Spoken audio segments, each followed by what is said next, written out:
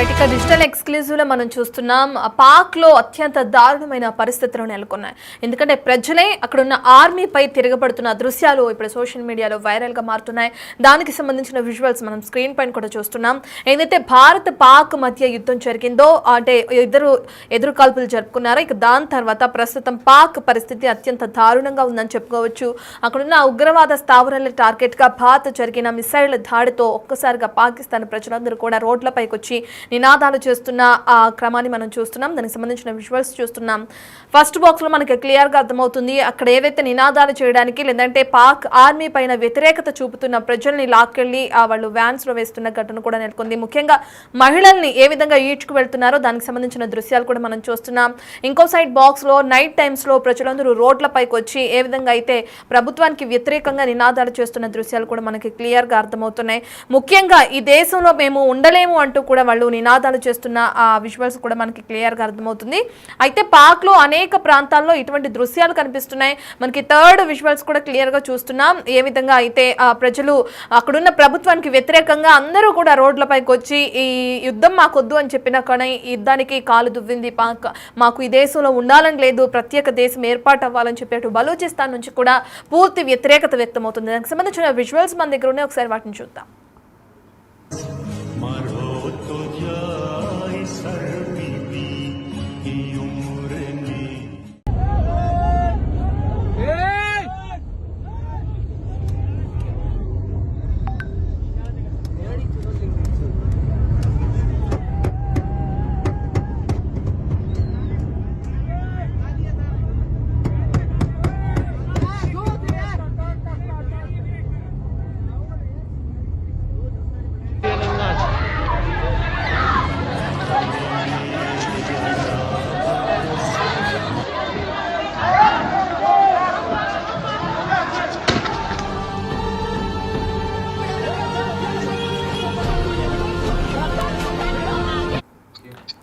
Right, ఇక మనం చూస్తున్నాం స్క్రీన్ పైన ఏదైతే అక్కడున్న ప్రజలందరూ ప్రభుత్వానికి వ్యతిరేకంగా నినాదాలు చేస్తున్నారో దానికి సంబంధించిన విజువల్స్ చూస్తున్నాం.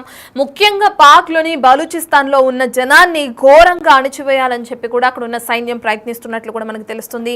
ఎక్కడికక్కడ అరెస్టులు చేస్తూ వాళ్ళందరినీ కూడా లాక్కెళ్తున్న వైనం కూడా మనకి కనిపిస్తుంది. ముఖ్యంగా మహిళలను కూడా చూడకుండా వాళ్ళందరినీ కూడా గన్తో భయపెట్టే ప్రయత్నాన్ని కూడా చేస్తుంది ఆర్మీ. దానికి సంబంధించిన విజువల్స్ కూడా మనం చూస్తున్నాం.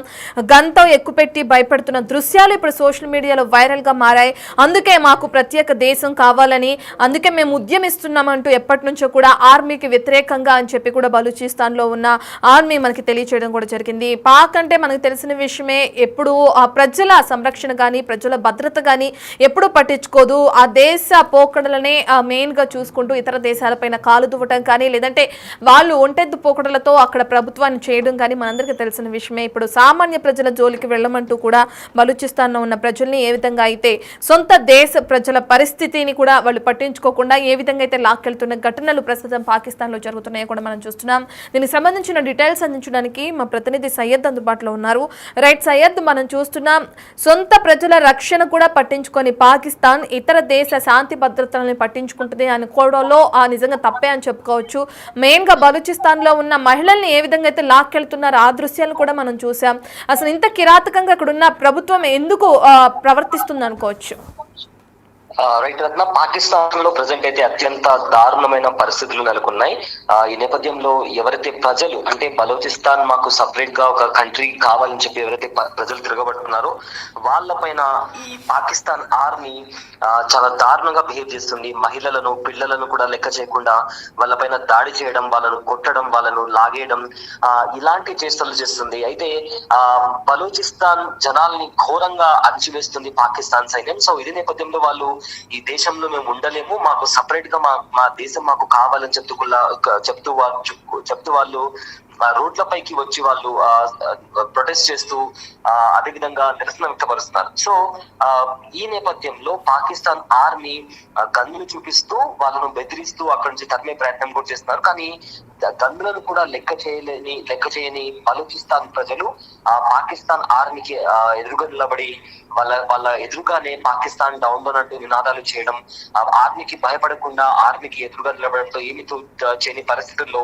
పాకిస్తాన్ ఆర్మీ కూడా అక్కడి నుంచి వెళ్లిపోయిన పరిస్థితి కనిపిస్తుంది.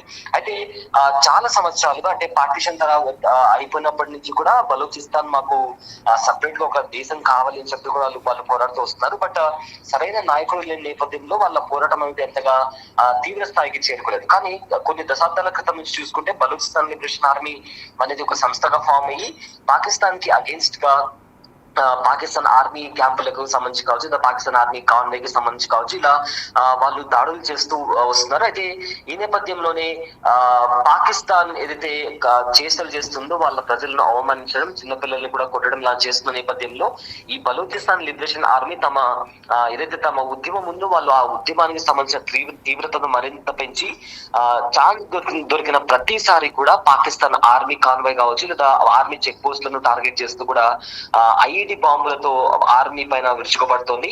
ఈ నేపథ్యంలో వాళ్ళని ఎలా కంట్రోల్ చేయాలో తెలియక గన్స్ చూపించి అక్కడి ప్రజలను పాకిస్తాన్ కి అగేన్స్ట్ గా మీరు నినాదాలు చేయొద్దంటూ కూడా ఇప్పటికే పాకిస్తాన్ వాళ్ళు బలూచిస్తాన్ లిబరేషన్ ఆర్మీకి సంబంధించిన జనాలకు చెప్పడం జరుగుతుంది. అయితే శాంతి చర్చలు, కాల్పుల విరమణ పేరిట పాకిస్తాన్ ఆడుతున్న నాటకాలను ఏమాత్రం లొంగవద్దని కూడా భారత్ ను ఇప్పటికే బలూచిస్తాన్ లిబరేషన్ ఆర్మీ హెచ్చరించింది. ఎందుకంటే పాకిస్తాన్ దేశం నుంచి వచ్చే శాంతి, కాల్పుల విరమణ కావచ్చు, లేదా సోదర భావం గురించి ప్రతి చర్చ కేవలం మోసం, యుద్ధ వ్యూహం, తాత్కాలిక ఉపాయం మాత్రమేనని ఈ విషయంలో భారత్ చాలా అప్రమత్తంగా ఉండాలని కూడా బలూచిస్తాన్ లిబరేషన్ ఆర్మీ భారత్ కి చెప్పింది.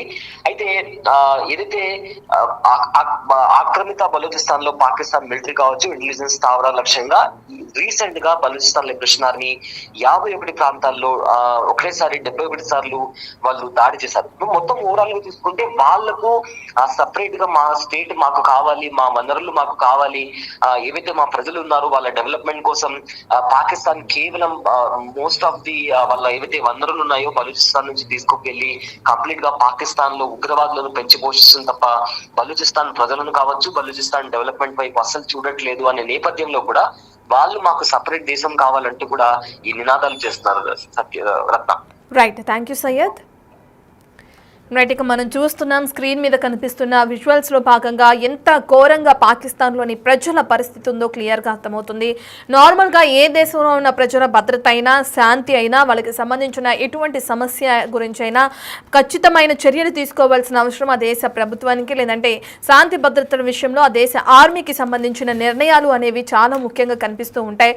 అయితే పాకిస్తాన్లో మాత్రం దానికి వ్యతిరేకంగా కనిపిస్తుందని మనం చెప్పుకోవచ్చు. ఎందుకంటే అక్కడున్న మహిళలను కూడా టార్గెట్ చేయకుండా, మహిళలను కూడా టార్గెట్ చేస్తూ ఏ విధంగా అయితే లాక్కుని వెళ్తున్న ఘటనలు కూడా మనకి తెరపైన కనిపిస్తున్నాయి. అసలు ఎందుకు ఇటువంటి పరిస్థితి నెలకొంది అంటే ఖచ్చితంగా వాళ్ళు చెప్పిందే వినాలి. ఆ దేశంలో ఏ విధమైన పాలన జరుగుతుందో ఆ పాలనకి అంగీకరించి వాళ్ళు ఏమి నోరు మెదిపి మాట్లాడకుండా ఉంటే ఖచ్చితంగా ఈ విధంగా ఉండారు, లేదంటే మిమ్మల్ని ఈ విధంగానే హింసిస్తామన్నట్లుగా కూడా అక్కడ పరిస్థితులు నెలకొన్నట్లు కూడా మనం చూస్తున్నాం.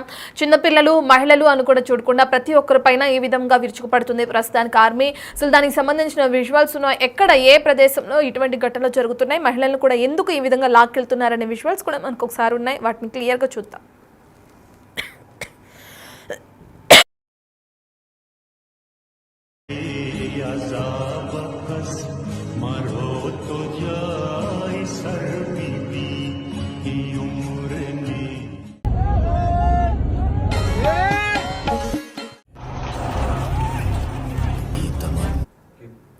రైట్, మన దగ్గర ఉన్న విజువల్స్లో మనం క్లియర్గా చూసాం. ఫస్ట్ బాక్స్లో నైట్ టైంలో ఏ విధంగా రోడ్ల మీద వచ్చి అక్కడున్న చుట్టుపక్కల స్థావరాలకి సంబంధించిన స్థానికులు రోడ్లపైకి వచ్చి నినాదాలు చేస్తున్న క్రమాన్ని కూడా మనం చూస్తున్నాం.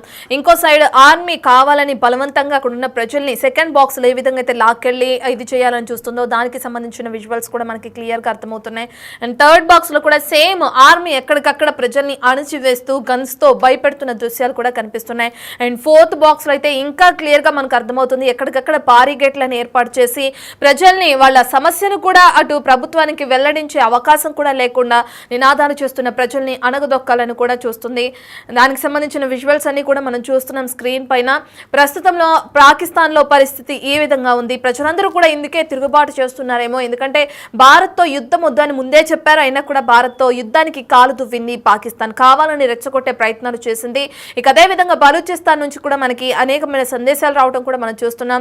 శాంతి ఒప్పందాలు అని చెప్తూ కూడా పాకిస్తాన్ మళ్ళీ దొంగతెప్ప తీయాలని చూస్తుంది. పాకిస్తాన్ మాత్రం ఎట్టి పరిస్థితుల్లో నమ్మి ఆ శాంతి ఒప్పందాలు చేయొద్దు, కాల్పుల విరమణ అనేది కొనసాగించొద్దని బలూచిస్తాన్ కూడా చెప్తుంది. బలూచిస్తాన్ పైన ముఖ్యంగా అక్కడ ఉన్న మహిళల పైన ఏ విధంగా అయితే పాక్ విరుచుకుపడుతుందో దానికి సంబంధించిన విజువల్స్ కూడా చూస్తున్నాం. పాక్ లో ఏం జరుగుతుంది, దీనికి సంబంధించి ఇతర దేశాలు ఏమైనా కలుగు చేసుకునే అవకాశం ఉందా, లేదంటే అక్కడున్న ప్రజలే అక్కడున్న ప్రభుత్వాన్ని దించేసి కొత్త ప్రభుత్వాన్ని ఎన్నుకునే అవకాశం కనిపిస్తుందా, ఇటువంటి సమస్యలన్నిటికీ పరిష్కారం ఎప్పుడు దొరుకుతుందనే డీటెయిల్స్ అన్ని కూడా మనకి తెలియాల్సిన విషయంగా కనిపిస్తుంది.